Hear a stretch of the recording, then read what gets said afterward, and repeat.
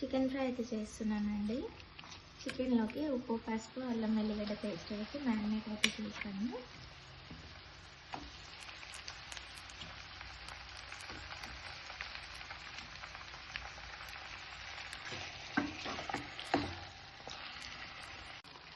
ఒక 10 మినిట్స్ బాగా కుక్ అయిందండి. ఇప్పుడు వాటర్ వేసుకున్నాను.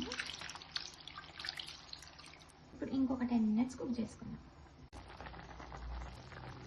కారము, ధనియాల పొడి, జీలకర్ర పొడి, ఇంకా గరం మసాలా వేసుకున్నామండి.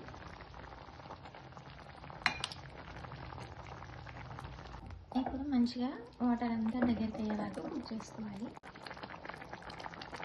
చికెన్ ఫ్రై అయితే రెడీ అయిపోయింది. సింపుల్గా చాలా టేస్టీగా ఉంటుంది. రోటీలోకి ఇంకా రైస్లోకి కూడా